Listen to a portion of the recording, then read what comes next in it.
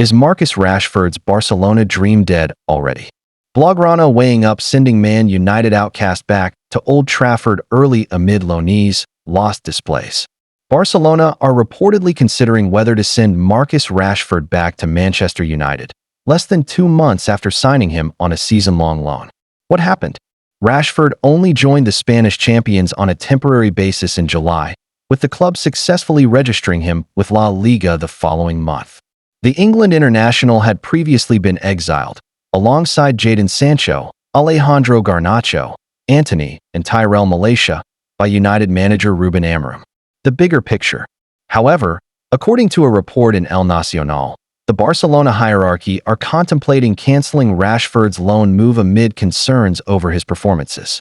The 27-year-old featured in the Blaugrana's opening 3 La Liga games in 2025-26, but was substituted at halftime as his side trailed Levante 2-0 on August 23rd, before they went on to complete a dramatic 3-2 comeback. Did you know? One person who is not worried about Rashford, though, is England manager Thomas Tuchel. The German has selected the forward in his squad for the Three Lions World Cup qualifying doubleheader against Andorra and Serbia this month. What next for Rashford and Barcelona? Rashford will be hoping to get his season truly up and running when England host Andorra at Villa Park on Saturday. Meanwhile, Barcelona are next in action when they entertain Valencia in La Liga on September 14th.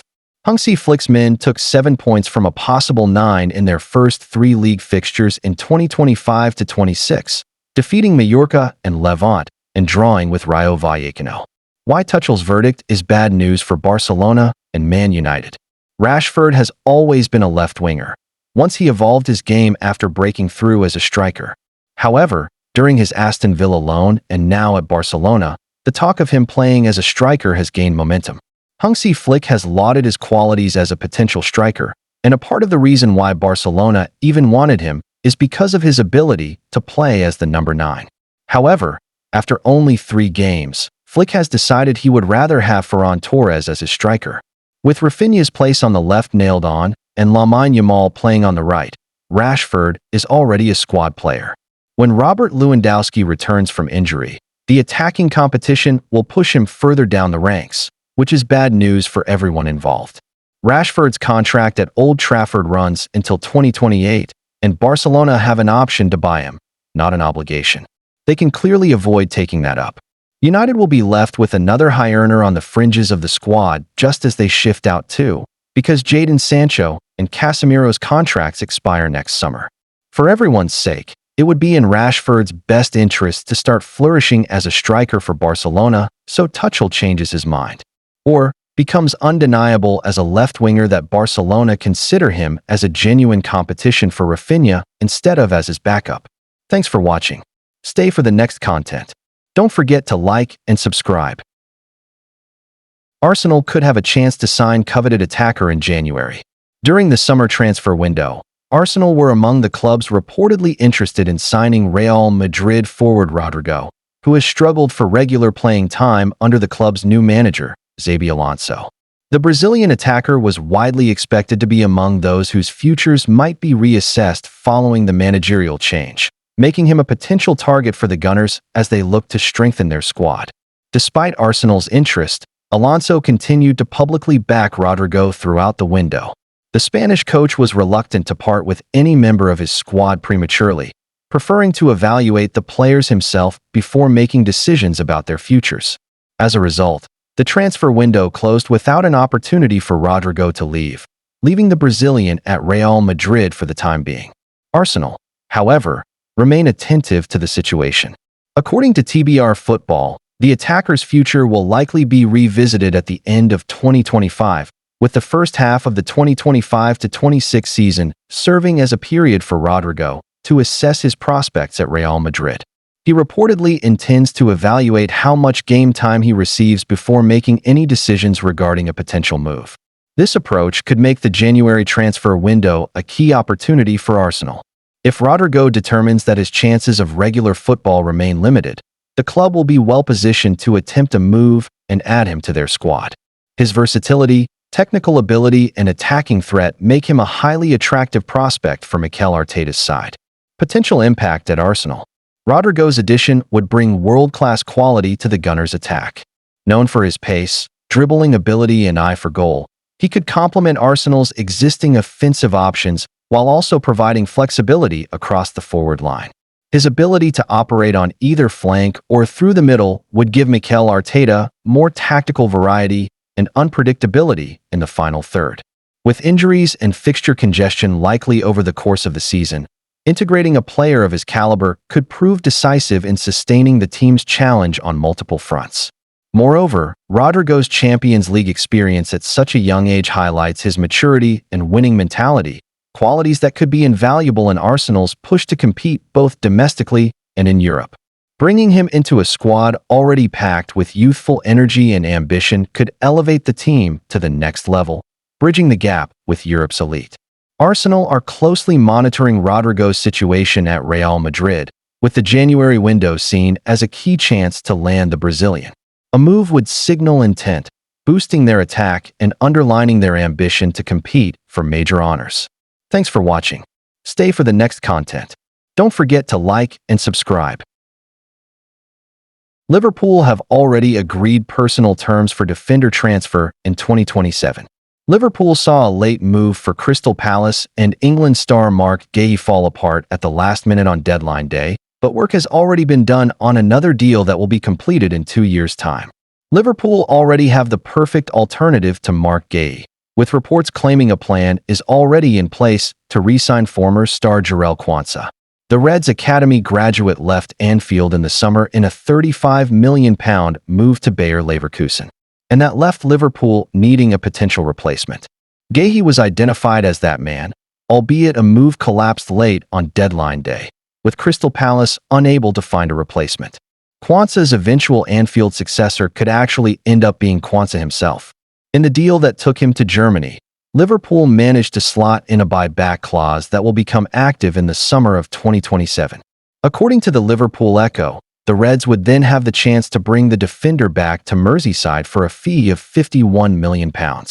By then, he will be halfway through the 5-year deal he signed with Leverkusen, giving Liverpool a clear option to reintegrate him into their squad if his development continues as expected. It is suggested that Quansah has already agreed personal terms with Liverpool that will see him sign a new and improved contract, securing his long-term future with the club. The 22-year-old has made an encouraging start at Leverkusen, already registering 3 appearances and even finding the net on his debut, a moment that underlined his potential to become a well-rounded modern defender. However, his progress comes amid uncertainty, with no permanent manager in place following Erik ten Hag's sacking. Liverpool are monitoring the situation but remain confident that the loan deal and new contract will help Quansah return to Anfield stronger and more experienced. From the moment I walked through the doors of the academy at 5 years old, I dreamed of one day wearing the Liverpool shirt at Anfield. 17 years later, I can now say I have lived that dream, Quansah posted shortly after his Liverpool exit was announced. To my teammates, thank you for welcoming me, pushing me, and believing in me. I've learned so much from sharing the pitch and dressing room with such amazing people and will never forget the incredible memories we've had. To the staff, the coaches, and everyone behind the scenes, your belief and dedication have always been a constant source of motivation. You have helped me grow not only as a footballer, but as a person as well. And to the fans, your support has always been unmatched. Whether at Anfield or away from home, hearing you sing never failed to inspire me. I will carry that with me wherever I go. Liverpool will always hold a special place in my heart. It's not just a club, it's a family. This is goodbye for now, but I'll always be watching. Once a Red, always a Red.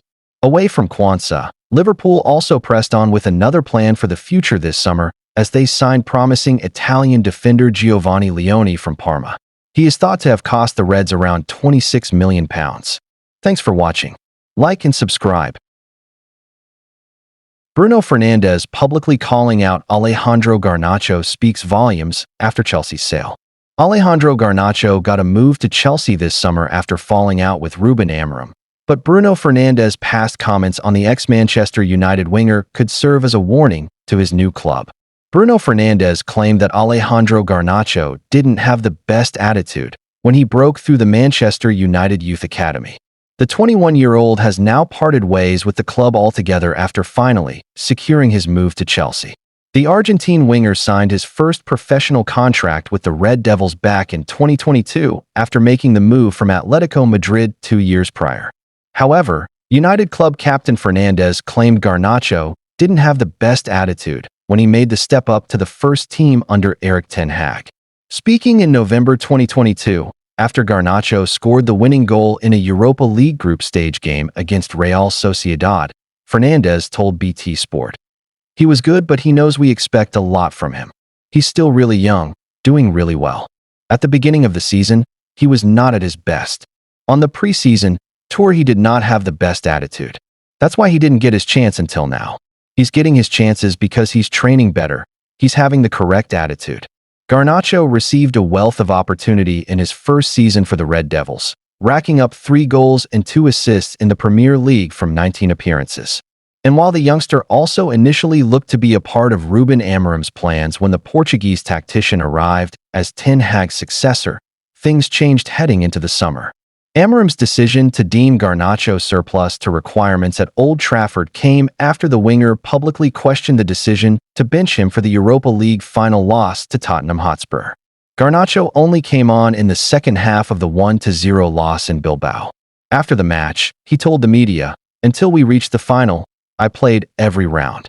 And I played 20 minutes today, I don't know. I'm going to try to enjoy the summer and see what happens next." He also criticized the club's Premier League campaign as they finished in 15th place, claiming, "Obviously it's hard for everyone. Our season was S******. We didn't beat anyone in the league. We lacked a lot of things. When you don't score goals, you always need more." As per The Athletic, Amorim is said to have told Garnacho, "You better hope you have a good agent this summer," during a training ground discussion ahead of United's final game of the season against Aston Villa, before the player made it clear that Chelsea was his destination of choice. While the Blues were in no great rush to submit a formal offer for Garnacho, they eventually snagged their man in the latter stages of the summer transfer window, coughing up £40 million to take him off United's hands on a long-term contract until 2032. Taking to Instagram in the wake of his departure, Garnacho was quick to thank the Red Devils and their supporters for his time in the Northwest. He wrote, "Dear Manchester, after an unforgettable 5 years, this special chapter in my life now comes to a close. We have created moments that will stay with me forever, and I'm very grateful for this. To the coaches, staff, and my teammates, thank you for believing in me. Every time I wore the badge, I gave everything I had.